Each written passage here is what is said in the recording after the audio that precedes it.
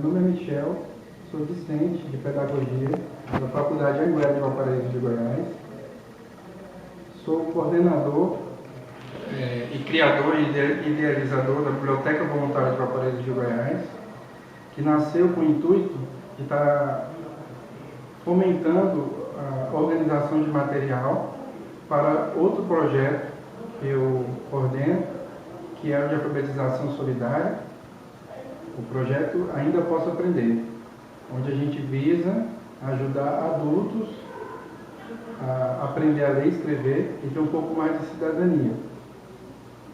Convidei aqui para conversar com a gente o professor Alexandre Severo, formado em Letras em 2006, nessa mesma faculdade, só que antes ela era chamada de Faculdade JK.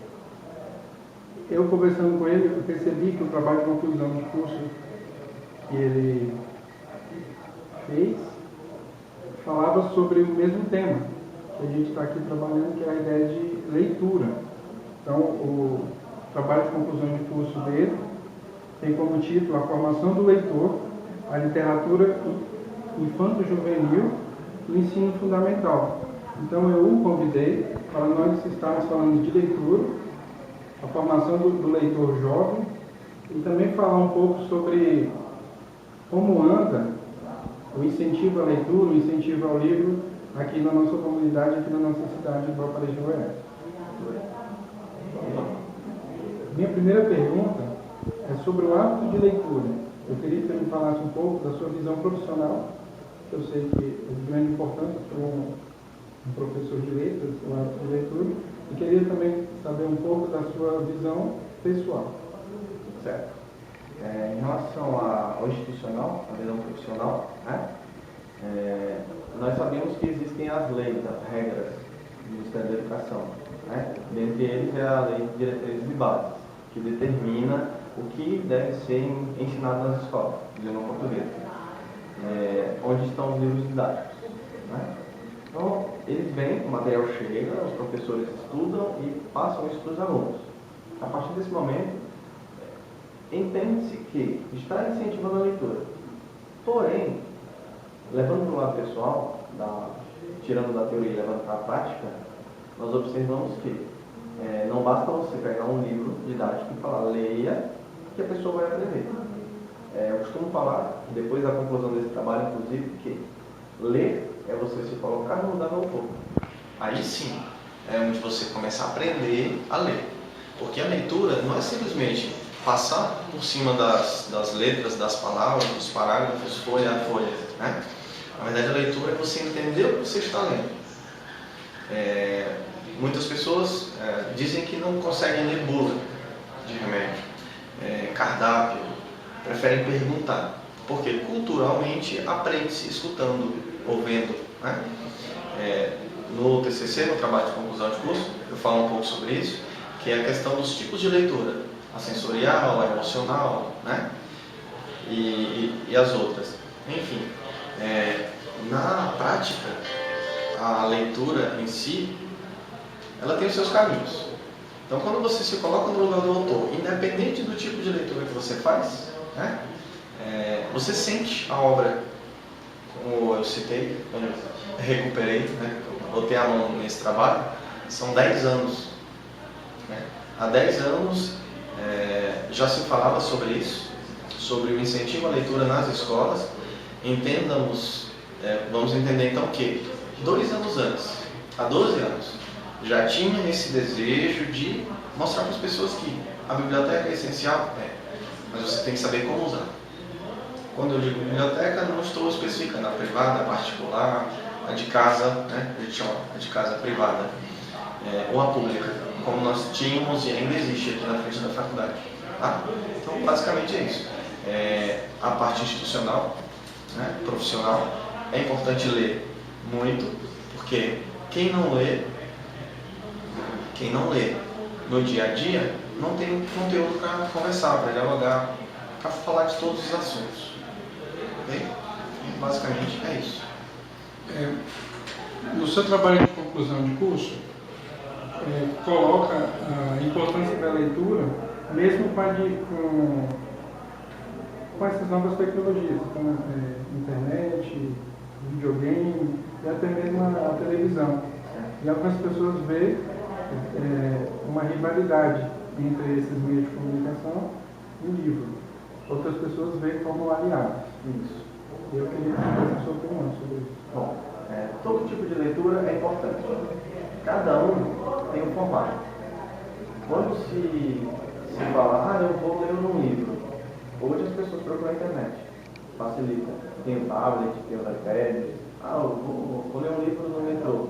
É só abrir o celular, bonito. Já se escutou em eventos, em lançamento de livros impressos que mas o livro vai ser extinto com a ascensão das mídias. Não vai haver essa extinção. Porque enquanto houver leitor, de fato, vai haver um livro impresso. Como há 2 semanas nós participamos do lançamento de um livro, Os Mistérios de Cálice, que fala justo sobre um relacionamento virtual levado para o relacionamento pessoal, um paralelo entre o relacionamento virtual e o relacionamento real. E nessa obra ficou claro que, mesmo com a internet, ainda vai existir o livro. O próprio livro, a própria obra fala disso. Eu sempre considerei todas as formas de leitura aliadas. O livro em si, ele é uma obra pronta. Por que se fala aliado? Às vezes você pega um livro do autor, vou citar o meu trabalho, Alexandre Severo Monteiro. Bom, outro autor tem uma outra opinião sobre aquele tema, é uma outra obra. Aí vamos para a internet. A internet ela hoje não tem mais limite em relação a isso. Qualquer pessoa pode entrar, publicar e bom. Videogame é o visual. A televisão, as matérias publicadas, eles precisam estudar para poder publicar essas matérias. Então são aliados porque tratam o mesmo tema de forma diferente. Aí cabe ao leitor, cabe ao ouvinte, definir o que realmente daquilo ali é importante, é essencial.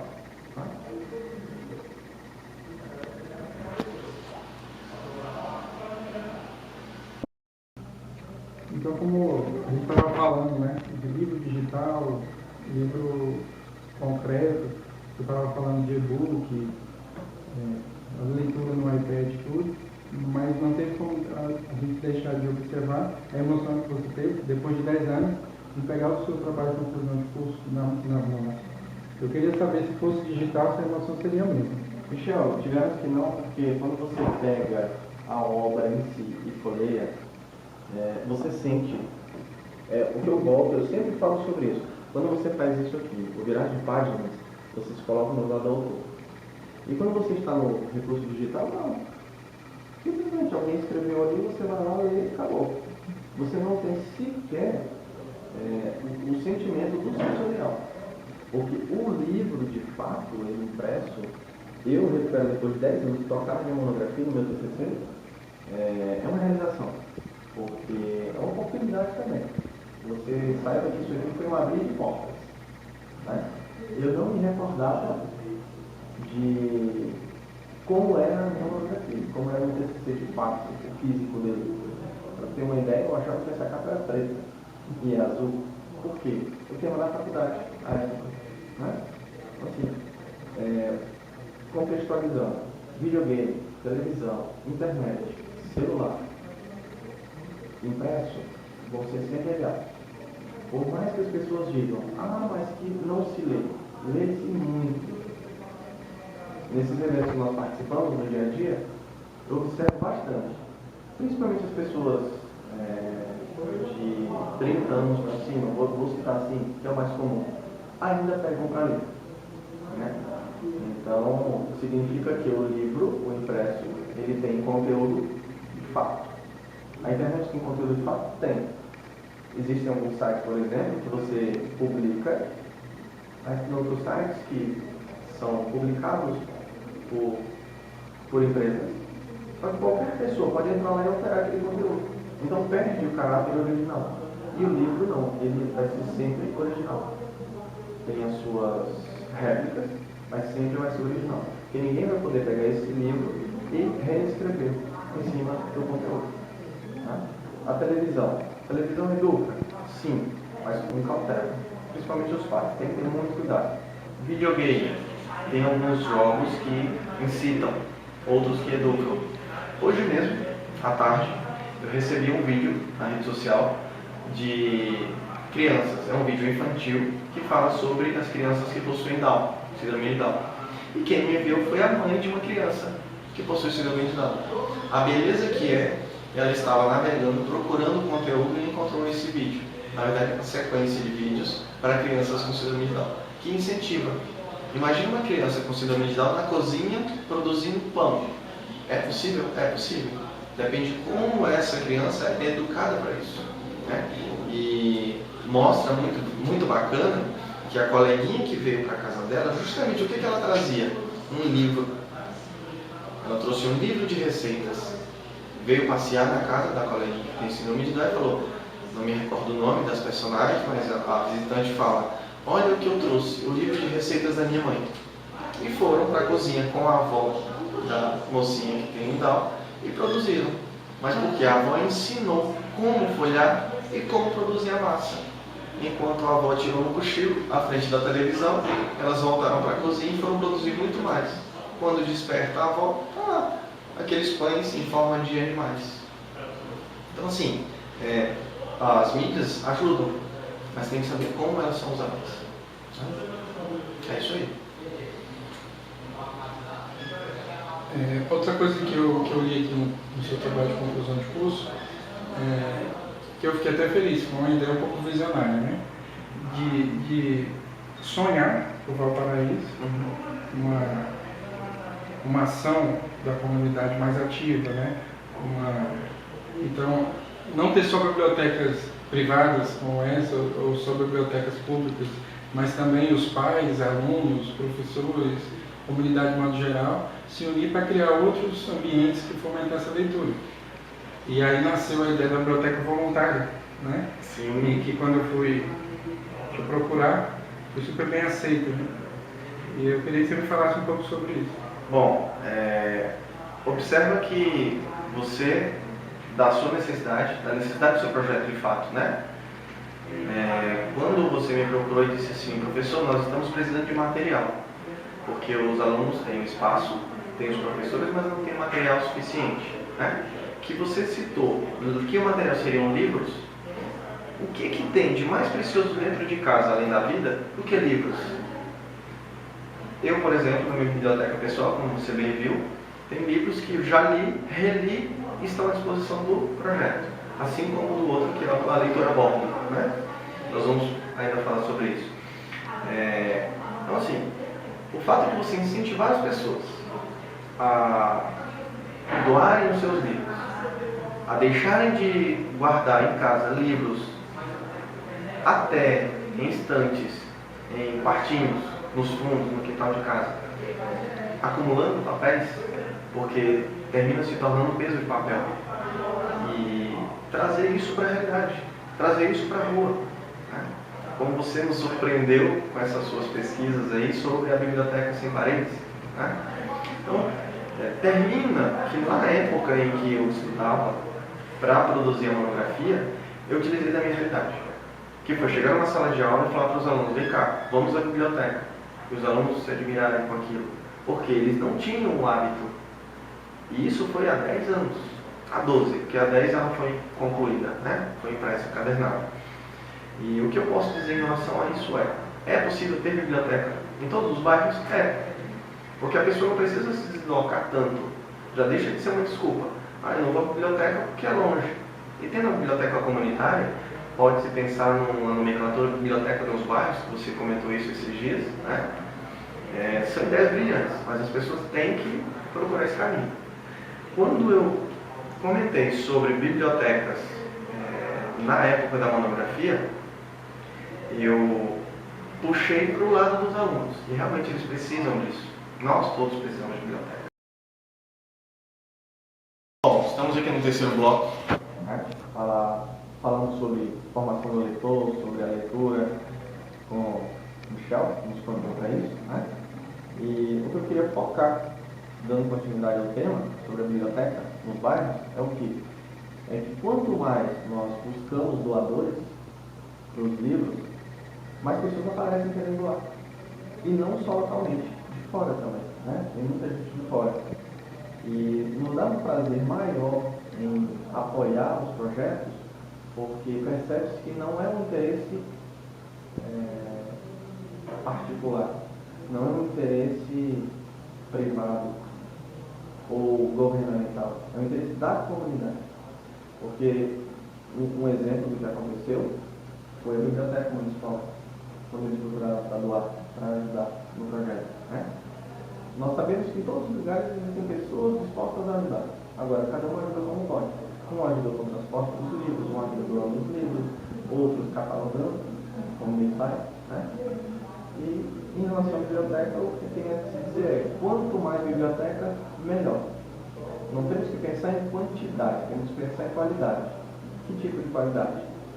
Como naqueles materiais de cursinho e concurso que já venceram, que já ultrapassaram de fato as informações já desatualizadas.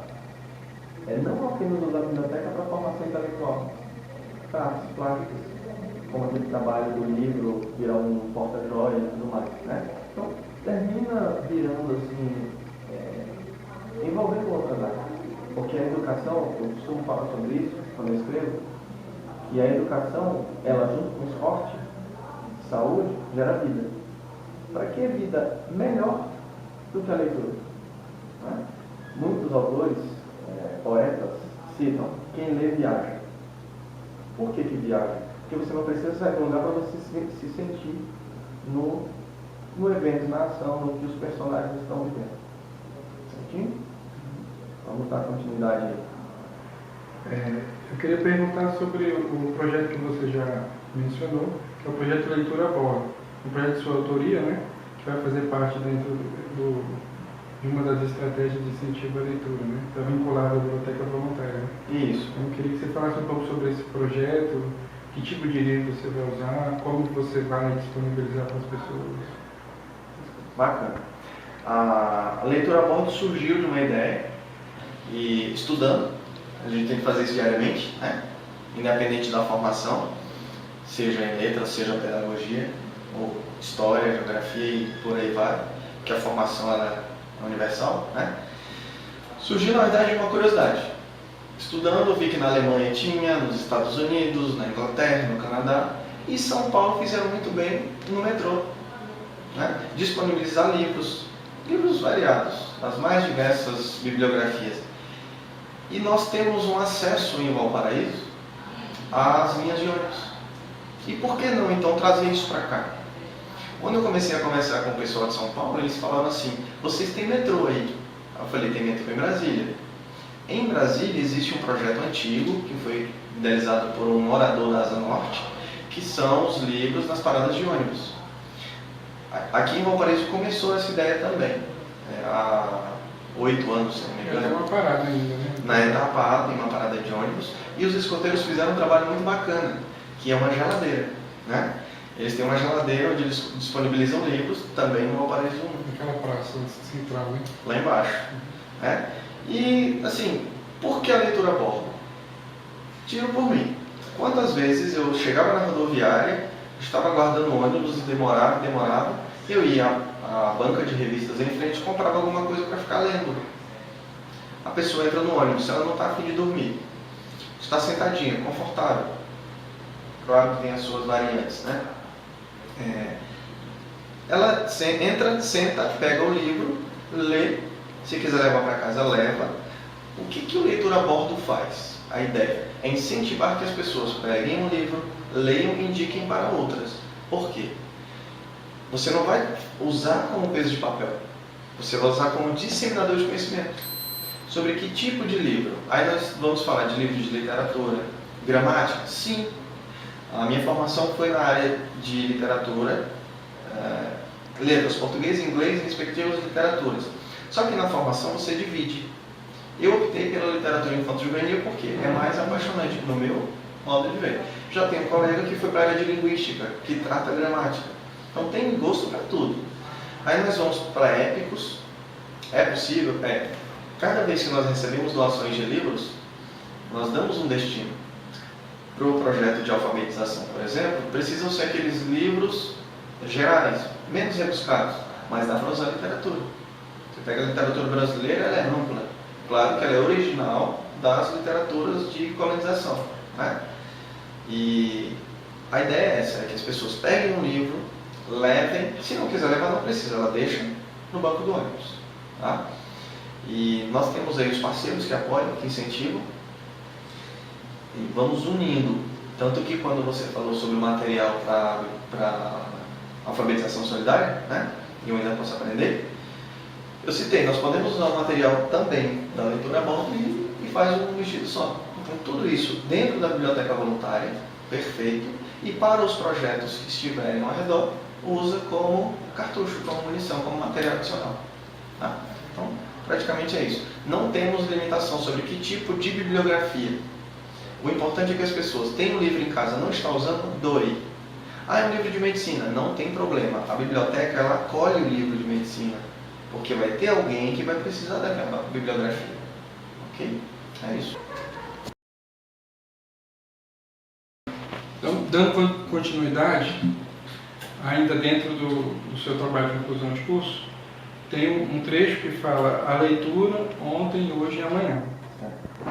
E percebi também que é um gráfico que você fez uma entrevista com alunos e professores perguntando os hábitos de leitura de ambos.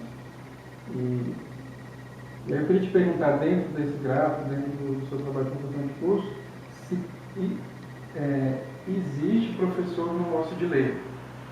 E como é a importância, né?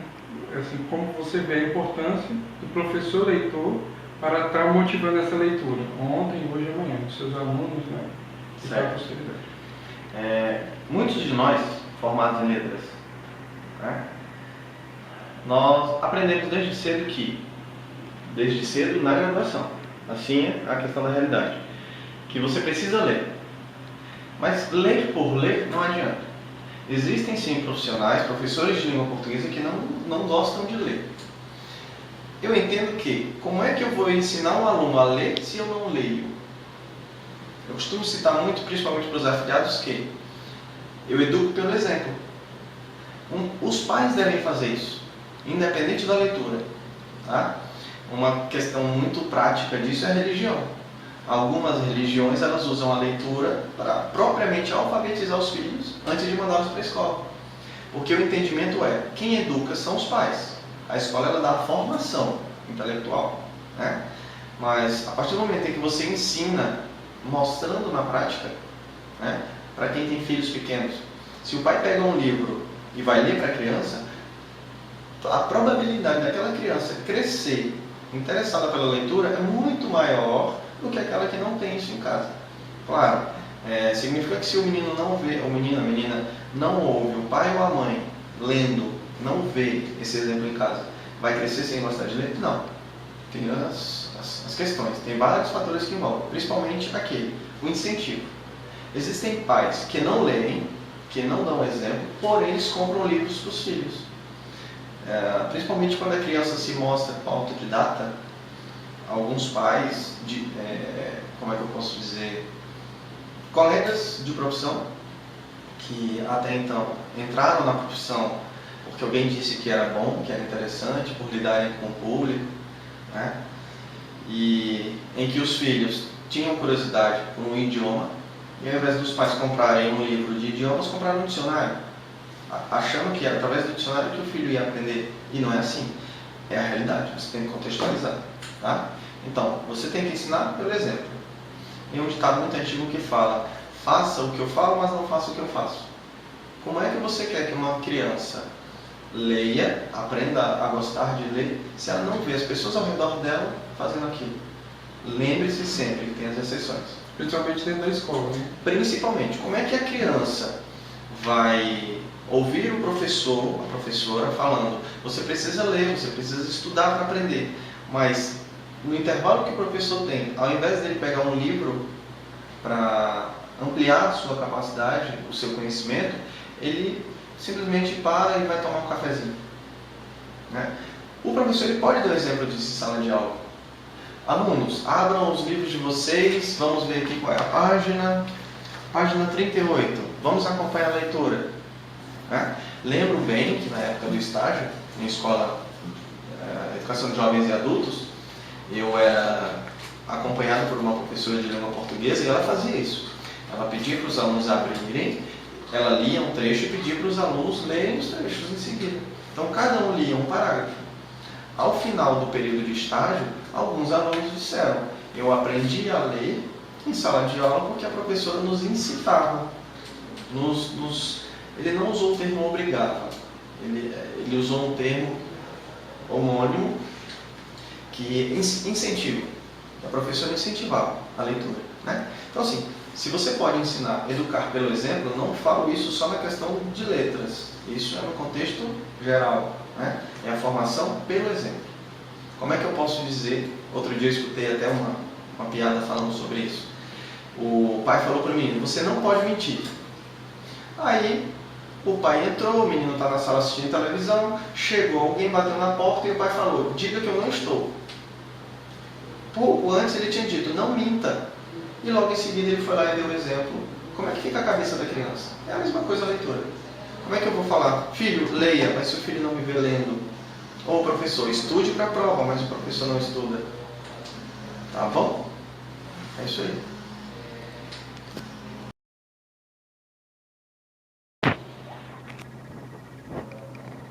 Bom, a gente já tocou em vários pontos do trabalho de conclusão do curso. Gostaria que você deixasse uma mensagem final para os moradores de Valparaíso, sobre isso que a gente está falando, incentivo à leitura, né? Sua cidade fica tão carente disso. Pronto. Não só Valparaíso de Goiás, mas a nível Brasil, né? Quem lê viaja, é o que dizem os autores, os poetas, mas mais importante do que ler é você sentir prazer pela leitura. Ah, mas ler é difícil. Eu costumo orientar os alunos da seguinte maneira: você gosta de futebol? Pega alguma coisa de futebol. Gosta de novela? Tem as revistas de novela. Ah, eu gosto de carro, de Fórmula 1, de moto, de mecânica. Tem leitura para tudo. Hoje nada acontece se não tiver leitura. Aprende-se muito ouvindo e vendo, mas quando você lê, você massifica, você fortalece aquela informação. E principalmente para Valparaíso e Goiás, né? Hoje nós precisamos ler, porque as informações elas são pulverizadas. E quando você lê, você está vendo uma informação concreta, que alguém foi atrás, escreveu, parou um tempo, estudou para fazer aquilo, né? Aí nós falamos em todos os contextos, né? Manual. Hoje as pessoas compram eletrônicos e o próprio equipamento ele já vem autoexplicativo, mas é importante você saber que ele tem um manual. Eu atendi um colega esses dias, ele estava com dificuldade no celular, e eu falei: tu leu o manual? Ele: tu é doido, eu vou ler aquilo tudo. E o que ele precisava estava na segunda página do manual. Era uma informação de como configurar um aplicativo, um recurso que já vinha no próprio celular. Então eu falo assim, minha opinião, leia.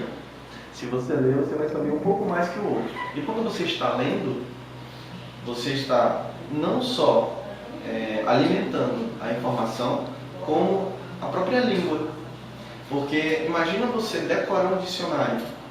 Como que se faz para decorar um dicionário? É lendo o dicionário? Não, é o dia a dia, é na leitura. Quem lê, escreve melhor. Quem lê, fala melhor. Tem mais assuntos para poder compartilhar no dia a dia. Então, a ideia é essa. Leia assuntos relacionados àquilo que você mais gosta. Ok? Essa é a sugestão. Mas leia, é importante.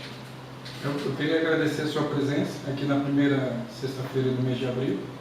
E gostaria que você desse o seu endereço do Facebook, que no caso é até ponto de coleta, né, da Biblioteca Voluntária. Isso. Queria que você falasse melhor, que você sabe mais completo. Pronto.